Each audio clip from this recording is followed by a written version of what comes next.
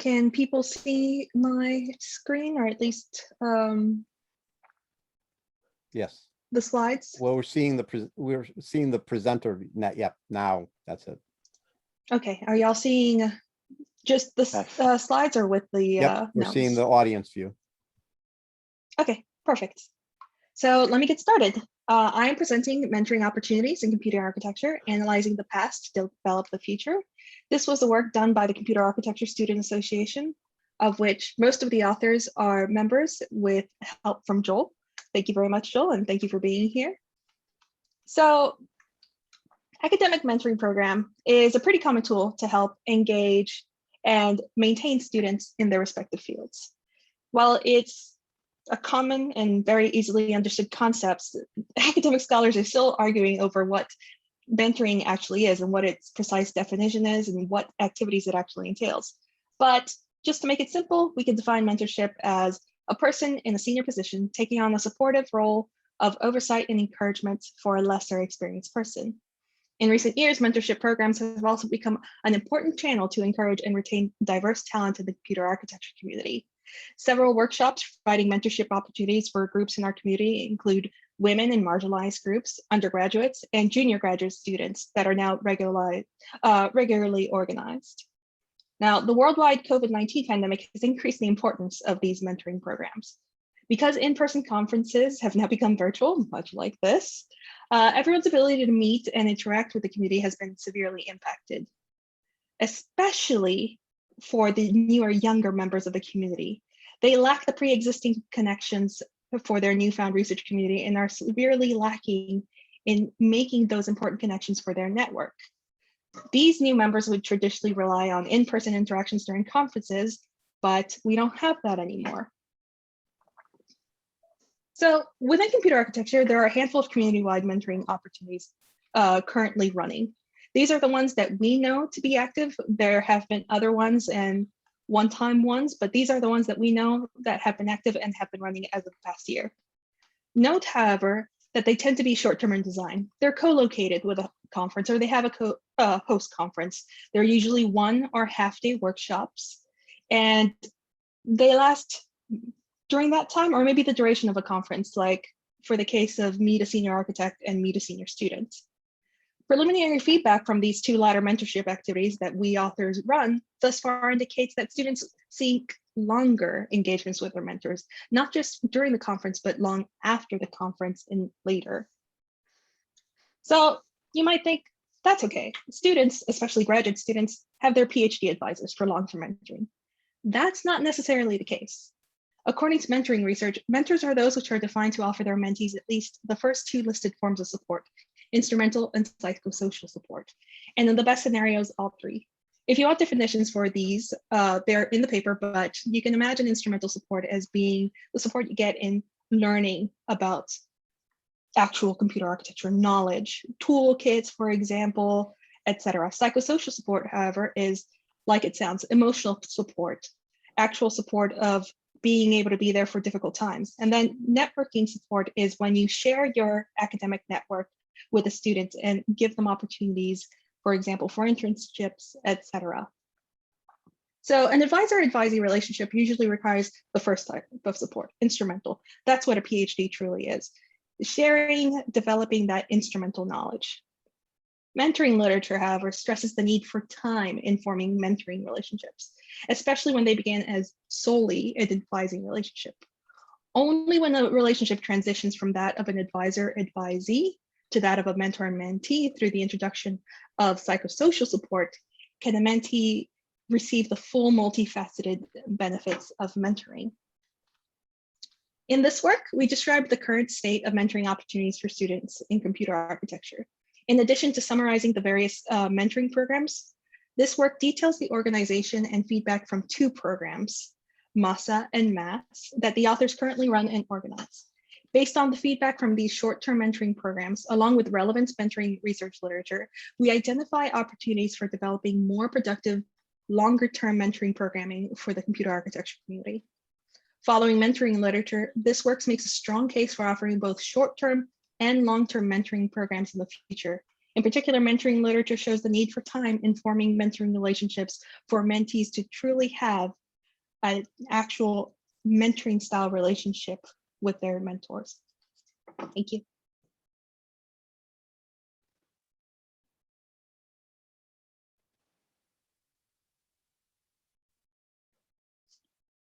Okay. Did I lose you or are y'all there? We're here. Okay. So was Gururaj able to join? Yes, Oh, yes, I'm here. there you are. Yes. So are we taking any questions on the presentation itself before moving on to the panel?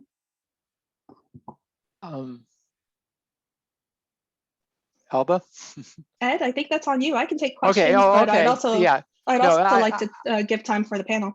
Yeah, I think we can move on to the panel, but I did have one observation, which is that there are a lot of teaching conferences. There are journals related to college teaching. There are conferences on college teaching, but there's none of that on mentoring.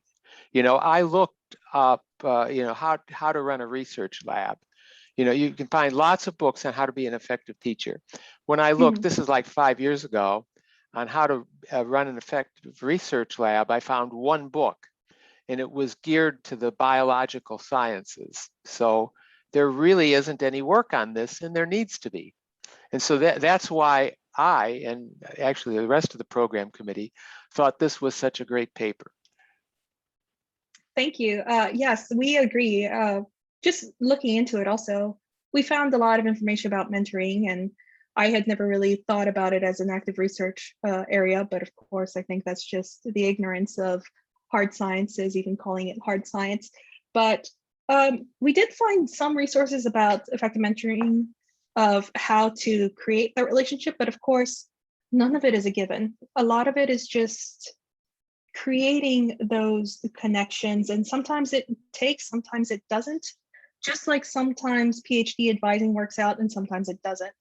So yeah, it's a very interesting question, and it's a topic that seems quite difficult, to be honest. And I think it's quite important, and we as CASA do too. And we think there is a huge benefit in having good mentors. And as I mentioned, some students do get that with their PhD advisors, and that's great. I thankfully have that, but not all of us do. So we're just trying to help those students that maybe do not have that mentoring relationship currently in their studies. And there are huge benefits, and the paper just expounds on it. And I couldn't even fit it all into the paper, to be honest. There's a lot of good research out there showing that mentorship is crucial, especially for a sense of belonging, which is so important, and which really makes a lot of students from underrepresented groups and women leave or transfer to other areas. So in order to keep those students, we have to make them feel like they belong, and mentoring can really help in that. The other side of the coin, though, is that advisors would like to know how to be effective mentors as well. And I'm Yes. interested in the kinds of needs that you've reported, and how can an advisor meet those needs? Because I think probably, well, you know, traditionally at teaching conferences and workshops, you have mostly faculty. At research conferences and workshops, you have mostly students. So you probably have a lot of people here who direct students in their research, and this would be a good audience to talk to about how to be effective in doing that. Mm-hmm. Yeah, and I mean, I don't have all the answers. We have a lot of literature. I'm thinking of trying to gather it up, maybe kind of pre-digesting it for people so that we can share it with the community. But there is a lot of reading to do, and I think we can benefit from other research areas that maybe we don't think about in computer architecture usually, especially in teaching and mentoring and what it takes to be an effective advisor. But I don't want to take any more time from the panel, so Gururaj, I'm gonna take it over to you if that's okay with Ed. Sure. All right. Thank you, Elba. So my name is Gururaj. I'm a PhD student at Georgia Tech, and I help organize Meet a Senior Student and Meet a Senior Architect programs a little bit with Joel as a part of CASA. And today the panel is on building self-sustaining long-term mentorship in computer architecture. And I'd like to have the panelists maybe pinned if possible. Let me see if I can do that. So I have Joel here. I have, well, I guess I can only pin one. So, all right. So maybe I will unpin and, okay, I guess. Well, Yeah. the one advantage you have is that mostly as panelists have their video on and Yeah. they're showing up first in the list. Yep. So I think we have Joel. I can see Tamara. I can see Mengjia. Is Bobby? Oh yeah, Bobby is also here. All right, awesome. So yeah, so we have great panelists today. I think for the first time we have panelists who are organizers of mentoring programs across the community. So I think it's really nice to have all of these folks here. So I just want to spend 1 minute telling you why we want to talk about long-term mentoring. So the origins of this lie in some of the feedback we received after one of the iterations of a mentorship program at a conference last year, where students said that they would actually like to interact with mentors even after the conference completes. And then we realized that most of the mentoring programs in our community are largely conference level programs, right? And they really are not, ongoing in nature. So, so that's why we have the panel here to discuss the need for long-term mentoring and discuss even if it is practical. So I'll specifically introduce the panelists. So we have Bobby Manne, who is a principal hardware engineer at Microsoft. And she has been involved with the undergraduate architecture mentoring workshop, or UART, which focuses on primarily undergraduate and master's students and provides them opportunities to know more about the field of computer architecture. We have Mengjia Yang, who is an assistant professor at MIT, and she has been an organizer with the Y-Arch workshop, or the Young Architect workshop, which focuses on junior graduate students and providing them early research feedback from experts. We have Tamara Lemon, who is an assistant professor at University of Colorado Boulder. She works on, she's been a part of the CWWMCA, which is a career workshop for women and minorities in Comp Arc. And that has focused on promoting mentorship among women and folks from underrepresented groups in our community. And I think that has been one of the longest running mentoring programs in the community. And lastly, we have Joel Emmer, who is a professor at MIT and distinguished research scientist at NVIDIA. He has been the initiator of the Meet a Senior Architect program, which allows students to get matched with senior architects at conferences. And that has also spawned Meet a Senior Student program, which similarly does that for junior and senior students. So the structure of this panel is, the first question is basically per person, and each of the panelists will have 2 minutes. And the subsequent questions are more discussion format, where each of the panelists can chime in as they feel comfortable. So the first question is basically on challenges. So most mentoring programs have been active for around 2 or 3 years at the least. So as an organizer, what are the biggest challenges you faced or still face in making the program self-sustaining, keeping it running year on year? So I'll go first to Bobby and let her talk about UART. Thank you, Guru Raj, and thank you very much for asking me to be on this panel. It's a pleasure to be here. And it is interesting because another panelist was one of my mentors. So hi, Joel. Anyway, so the UARC started about 3 years ago when I was general chair of ISCA, and we wanted to encourage people from a diverse backgrounds to come into computer architecture. And initially we had people coming in physically. We brought students in from a number of schools that wouldn't be considered traditional computer architecture schools, especially in terms of historically Black colleges and universities, or especially from people. We primarily focused on the US, but we also brought in people from other countries too. So there's a strong focus on trying to diversify the representation in the community, and also introduce computer architecture to people who might not know much about it because it's not really taught in the undergraduate curriculum that much. So that was a goal, and then trying to keep that going through 2 virtual, conference cycles has not been as it's great because we can reach more students, but it also part of the whole process was to connect individuals to each other, physically connect them so that they would actually know somebody's face or know somebody's name, so that when they showed up in a conference, they would know somebody in that group of 500 people, which are all clustered and have known each other for years or decades sometimes. So the biggest problem that I see in terms of trying to keep this moving forward is honestly, it's reaching those people that would be considered a great way to diversify the community. The HBCUs do not, we have to constantly try to readdress or re-communicate to the universities to say, hey, the opportunity's there again. This last 2 years, we're trying to reach parts of Africa or parts of Latin America or southwestern United States, where there's a strong Latinx community, and trying to get those connections so that we have the connections in order to reach those students is probably some of the most difficult aspects, and hard to keep going year to year, because not many of us come from those communities either. So that's, I think, one of the biggest problems is not, we can get the presenters, we can get the connect, we can set everything else up physically, but it's really reaching those students that's been the biggest issue for us.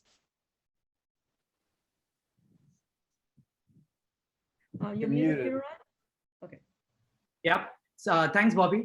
Let's move to Mengjia, perhaps, and about YARC. Thanks for inviting me to this panel. This year I co-organized the YARC Young Architecture Workshop with Alex from Georgia Tech and John from AMD. I have to mention that they did a lot of work, and I'm kind of here just to represent all of us. I got a chance to co-organize the 3rd YARC workshop, and the YARC workshop is targeting for junior PhD students. We know that first paper publication from your PhD in your PhD is very challenging because it's the first paper, and you may haven't got a lot of review experience of this reviewer, so you may not know how this paper, how your paper being judged by the reviewers. So what we are trying to do is really to provide a kind of friendly platform for these not perfectly polished papers, and give them early feedback so that the students can get this early feedback and take it and keep polishing their paper, and eventually they can get their first top-tier conference paper published after YARC. And we also organize poster sessions so that they do not only receive feedback from this review process, they can also receive feedback from the other students or faculty during the poster session. And we also offer some mentoring opportunities via one-on-one meetings and roundtable mentoring events. I would say that the most challenging part is to get people submit their first work to YARC, the attendance. The reason is that maybe your work is not polished enough so that you are hesitating in submitting this work, or your work is polished enough so you decide to submit it to a top-tier conference. So it's really difficult to find this boundary. But I would say that I really hope that students, especially in their first 2 years, if you do not feel the paper is fully ready, just feel free to submit, because no matter whether the paper got accepted in YARC or not, you will get very valuable feedback. And as paper submission, I would say that feedback is very important. And most time we're working with our advisors, and our advisors already give us a lot of feedback, but maybe that is not, but at YARC you get like 5 or 6 reviewers feedback, and we tried our best to make this feedback very friendly and constructive. We really paid a lot of effort to that. And I would say that is the most challenging part, because people may not be hesitating to submit their unpolished work. But I would say that the benefits way more than any negatives that can come. On the second half is about the post session. I really see that this year, since I'm the co-organizer, so I really spend a lot of time on these post sessions. I have to admit that when I was a student, I really didn't spend huge amount of time at these post sessions. But since I'm the organizer, I really spend from the beginning to end, stay in the post session, and I talk to almost like 70% of the attendees, their posters, and I would say that I personally learned a lot, and at least I give some useful feedback to them, even if for the topics that I'm not the expert reviewer. But you know that even when you submit paper to conferences, you will have some reviewers who do not have the highest review expertise. So even for people who do not have the highest expertise, they can give you some feedback from a different angle. Okay, so I would say another challenge is that we would like to encourage faculty members or senior PhD students to offer the help to attend these poster sessions to give your feedback to these first and second year junior students. But on the other hand, I would say that the workshop is growing. It is the third generation, and we hope that it will grow further. We have good diversity statistics. It happened to be in that way. And I hope that if with better advertisement, we have more paper accepted next year, and maybe we'll have better poster sessions with higher attendance. Thank you, Mengjia. Next, can we go to Tamara? Hi, everyone. Thanks for having me, and thanks for putting together this panel. This is wonderful. So I've been involved in organizing the career workshop for women and minorities for the last 3 years. I will have to admit I wasn't the one that originated it. Valentina Salapura, Sarah Zura, and Alan Vivens have been involved from the beginning, and they've done a wonderful job at keeping it up. And I've had the opportunity of being involved since, I guess, 2019. And I guess we do have the benefit of having had the chance of running this workshop in person a couple of times. So that has been very valuable. We ran the workshop virtually last year, and it was great, but it wasn't the same, of course, like everybody else knows.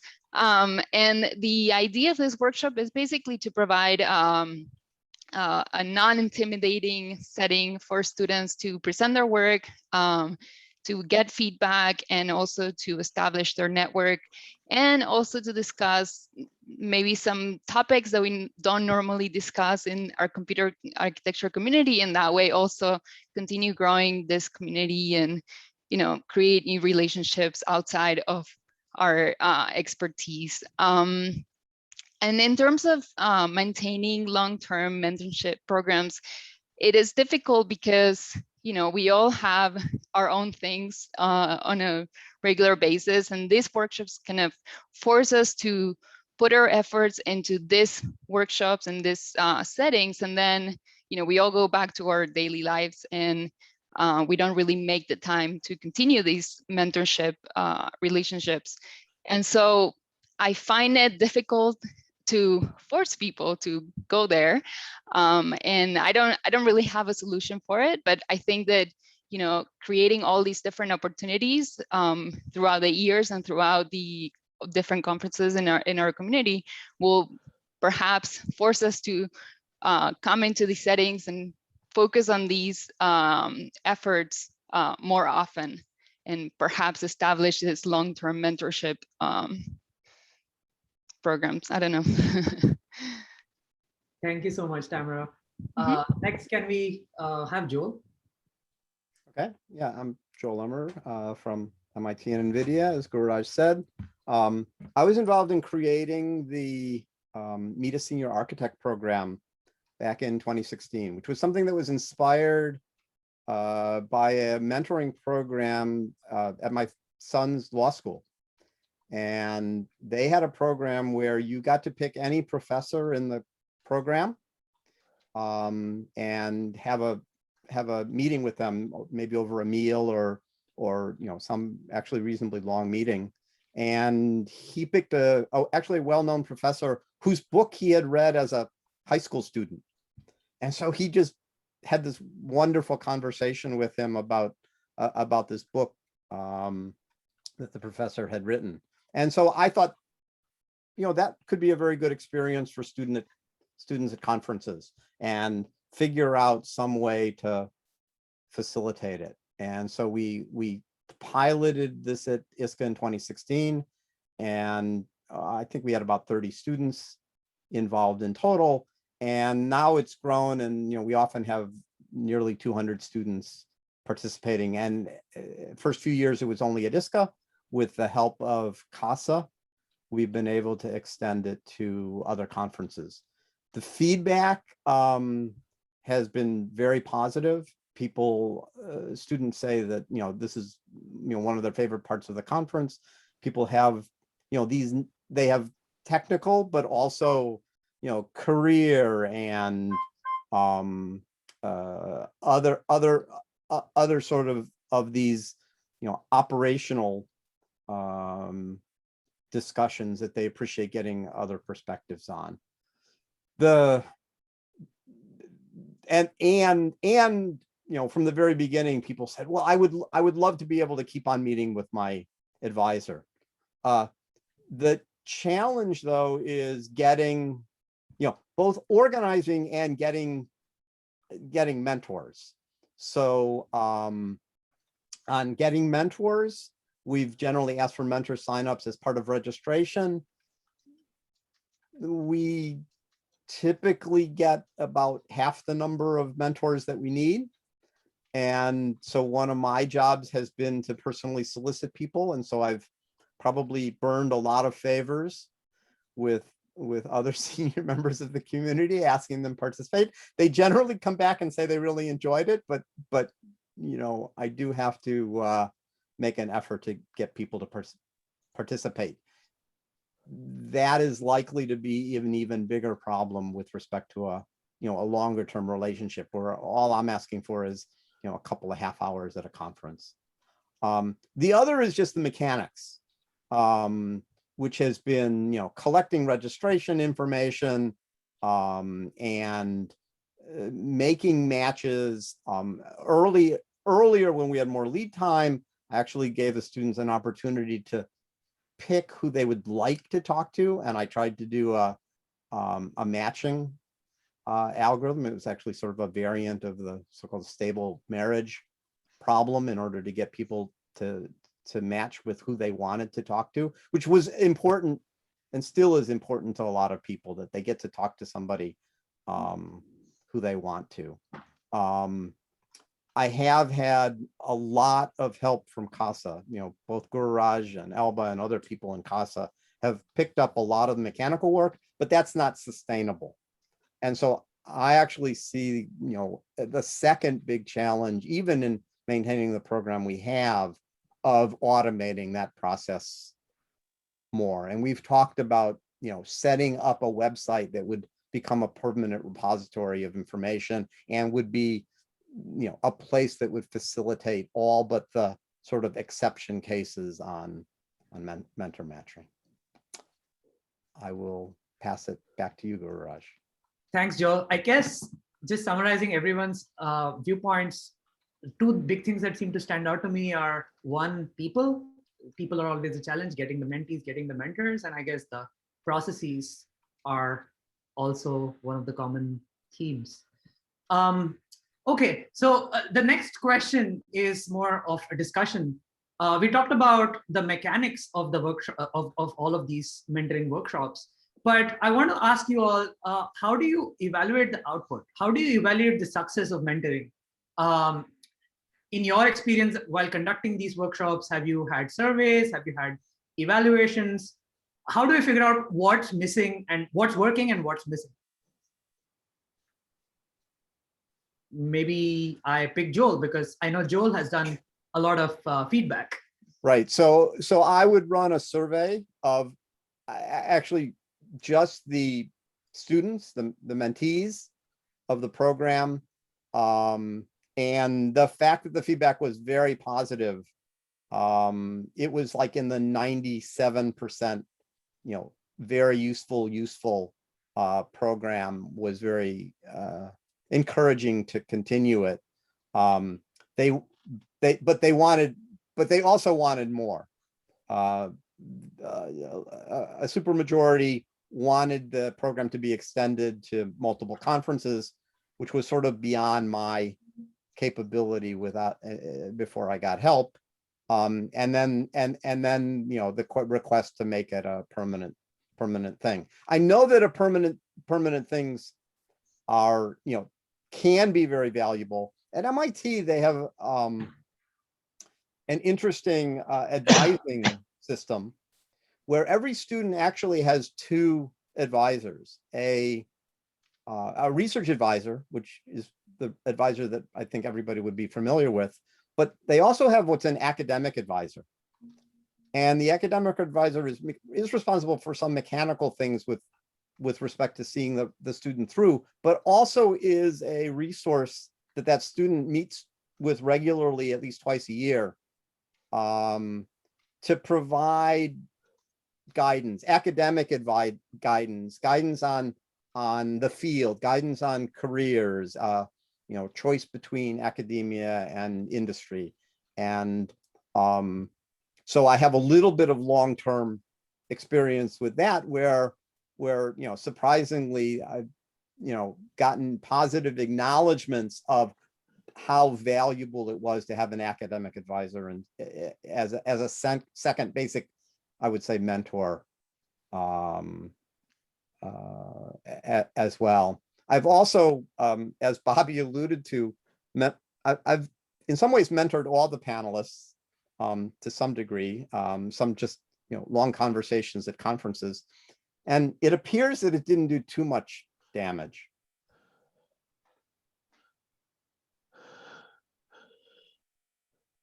Joel, I'll say it's, I think you're looking at it on the wrong side. I think it did great benefit.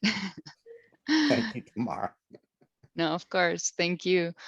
So I guess I'll add to what Joel said, that maybe also a way to evaluate the success of, I guess, at least our workshops is seeing people returning to our workshops and seeing people actually, after the workshop is run, like giving us feedback unprompted. That's actually a really good thing, positive feedback.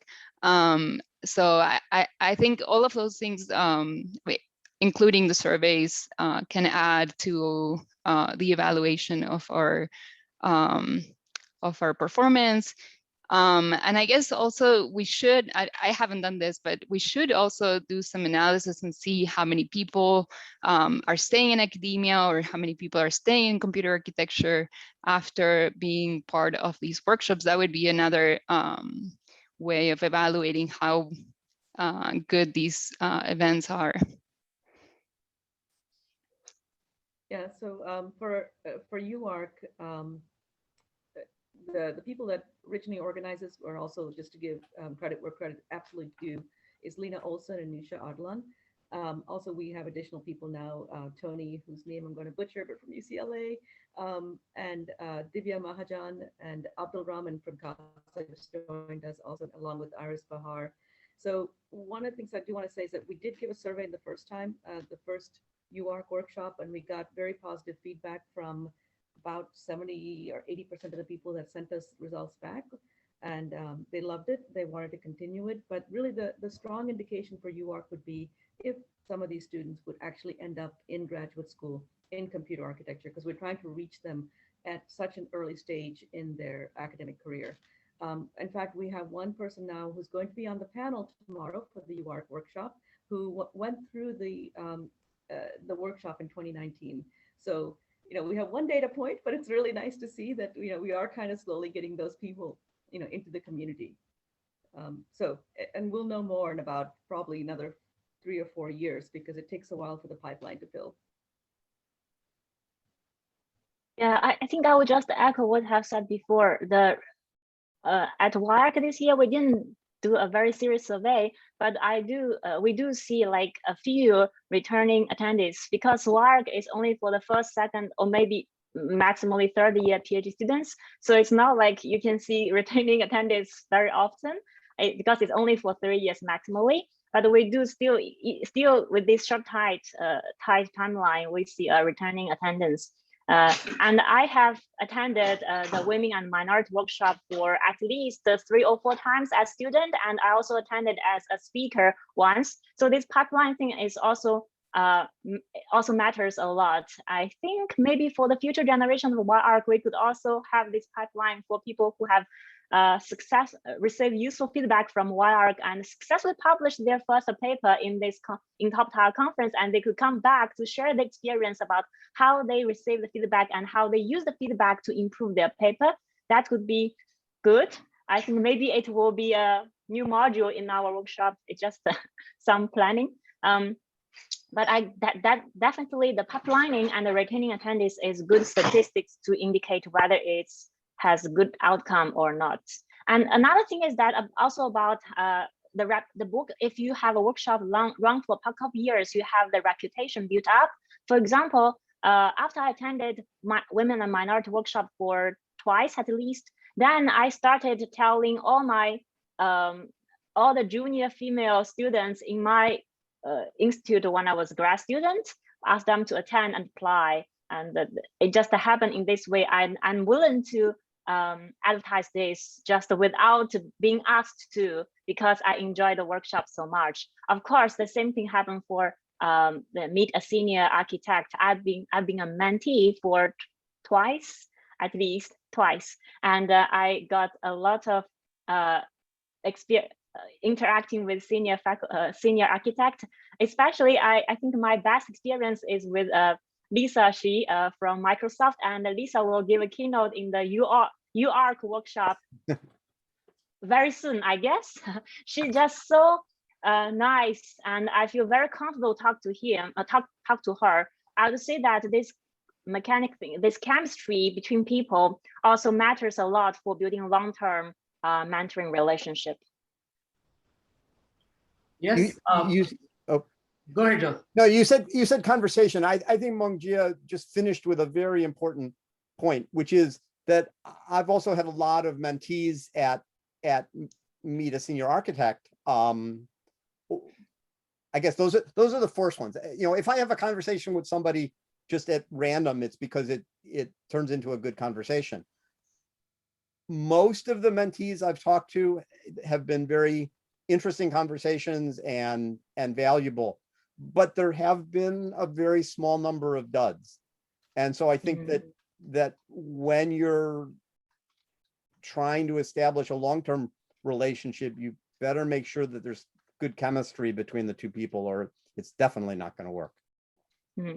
Yeah. That's actually a great segue, Joel, because my next question is actually on long-term mentorship.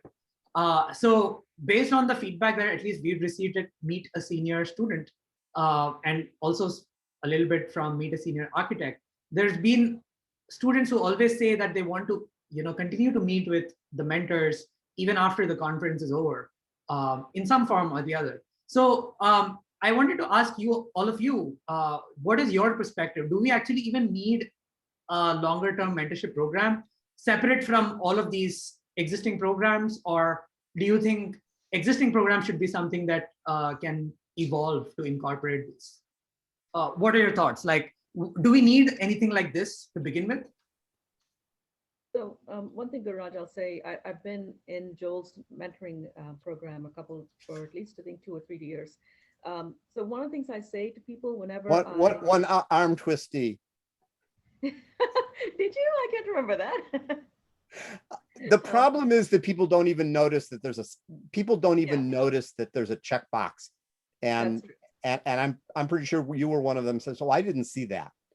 Okay. So it is that people maybe as they become more familiar with the programs, they'll notice that there is a checkbox, but a big problem, and a lot of people said, "Oh, I didn't even know there was such a thing." Yeah, exactly. So I do want to say is that whenever I've been in that program, or other people that I've mentored, I've mentioned to them, hey, anytime you want, just send me email. Here's my email address. Contact me anytime. I'm happy to help you out. But for whatever reason, either because my mentoring wasn't so great, or because they didn't want to talk to me again, but they don't contact me again. A good portion of them don't. And so I don't know if that's because they just don't need the help, or because they feel like without a formal process in place that they are kind of interrupting you, or yeah, I think that's a big part of it. Yeah, and so I think that there has to be some, it's difficult for me at this point in my life to say, I'm not scary, I don't remember it being scary at all, but I can imagine, I can think back to in my 20s and thinking, oh, wow, I'm going to go talk to this person that, I read their paper or I've heard about their book or whatever it might be, and just being absolutely freaked out. So I think that there has to be some way to kind of tell people it's okay. You can contact me anytime. I'm here to help. And I don't know quite how to say it so that it gets out there. I don't know if a formal process may help or it may not help. I agree. I was just going to say something similar to that. I also, when I participated in the Meet a Senior Architect program, I also mentioned, like, you can always email me, you can always, reach out to me. And, I just started my career as an assistant professor. So I hope that I can, give some, I guess, perspective on at least the job search process whenever anybody needs it. But yeah, I agree. I haven't had many people reach out to me again after meeting with them, and I don't really know how to send that message across. And maybe what Joel mentioned before, maybe setting up a formal website or something that can give the platform for making those connections might help. I don't know. I think it would be overwhelming if every program had their own separate mechanism for maintaining long-term relationships. Yeah. Right.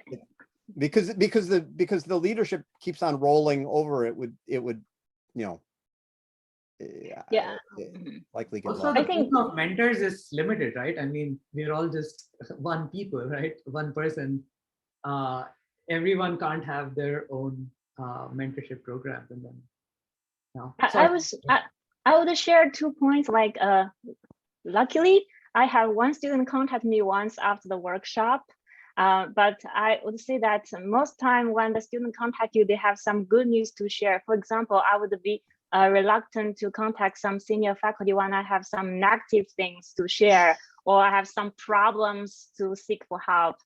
Just that people tend to share good news instead of negative things. So even that student who contacted me is the point that she has some good news and she wants to share. And I really appreciate that she contacted me later and we had a very good conversation. But I could understand, because I'm also a mentee as a faculty. For most students may not know that even faculty has mentors. And for me, I would not be willing to contact my mentor, faculty mentor, if I have some bad news or whatever. I generally like, oh, I have a good news, so I share, and then let's chat, something like that. So I would say that it's just the human nature, I guess. You do not want to leave bad impression on the other people by sharing some negative things. It's just nature thing. On the other hand, I would also like to say that one of the, I see a pattern like this. Most time when we have this mentoring program, we will say, okay, we match the mentor with mentee, and we ask the mentee to contact the mentor. I understand because the professors are busier, etc. But I'm not sure. Maybe it's possible we can flip it a little bit. We can ask the mentor to reach out to the mentee. For example, one of my mentor at MIT, he just check in with me from time to time. He will send an email, say, okay, is everything going well? Do you want to chat? If you want to chat, we can chat. If you do not, if you are busy, it's fine. If you are busy means that you are going well, if you are busy. So maybe different people have different ways. So maybe we can customize these communication directions for different people. I would not mind to contact the mentee from my side instead of asking the mentee to contact me. But maybe you need to send me a reminder sometimes, say, okay, how about you send a checking email to your mentee? It's just that it's difficult for you to think about this when you were in your busy routine. But if the program, long-term program manager send me a reminder, I would be happy to send an email to check in with my mentee once we have a long-term relationship. That's a really good point, Meng. Yeah. Can I also say something that you just brought up, a really good point about sharing good news versus bad news. And I think it's just the way that, I don't know, maybe all communities are like this, but especially our community is very much focused on success and like good things, like present your paper that was accepted or present your, whatever.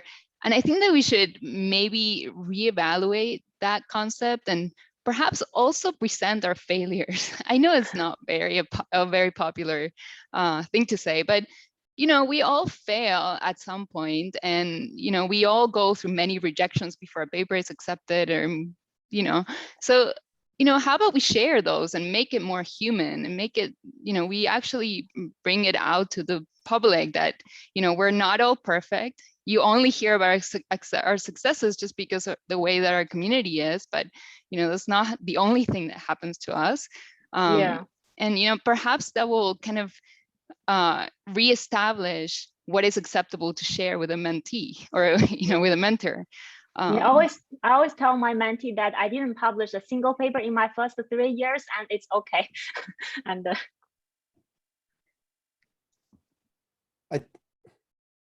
well, there is the NOPE workshop, which is trying to formalize that a bit. But I think that's an interesting idea. I also, I guess, want to put in a little bit of a plug for a certain category of bad news.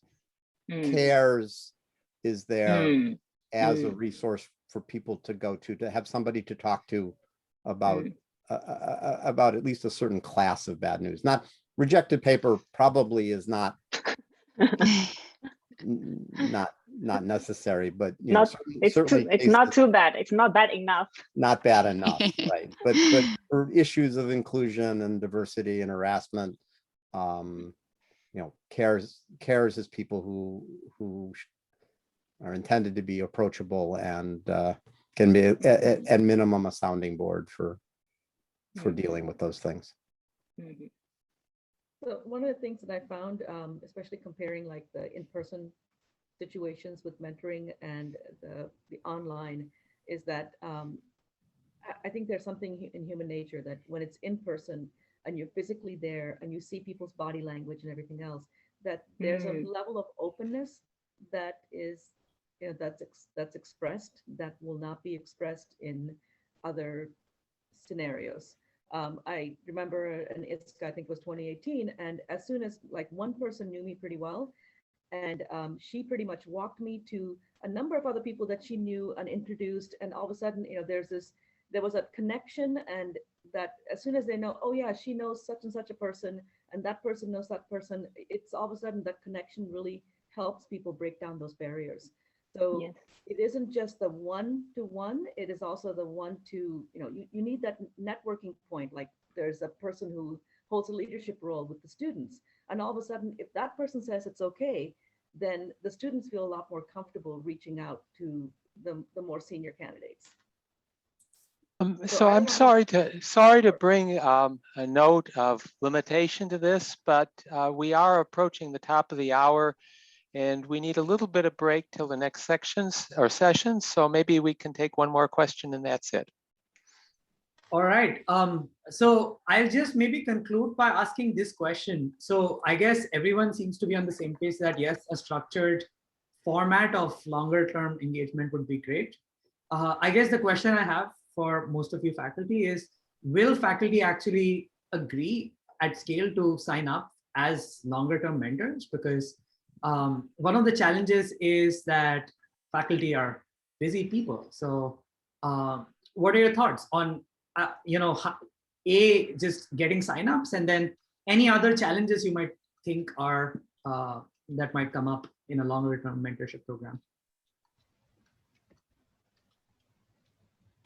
Honestly, when I first heard about it, I thought, adding a long-term relationship like that might be a problem.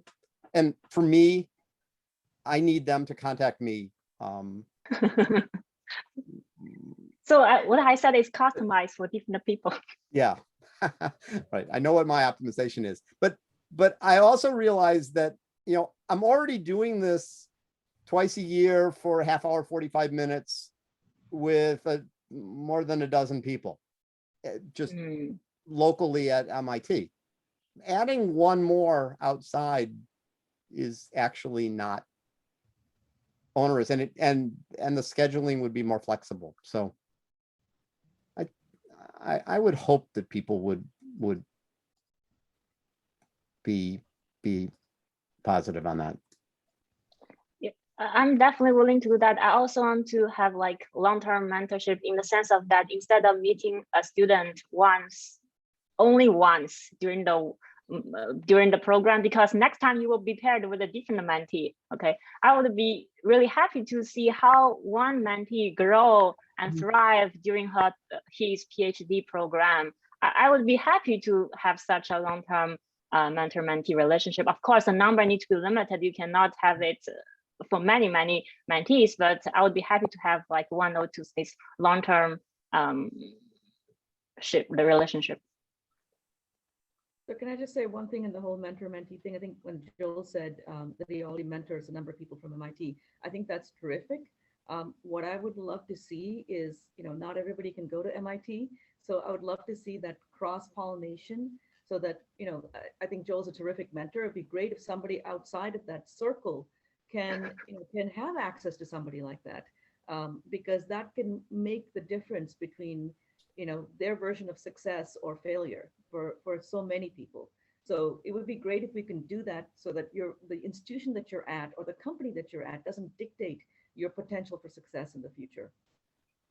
Like it's some Oh, accountability. I hope it wasn't clear. I was saying that, that I should be able to handle at least one more.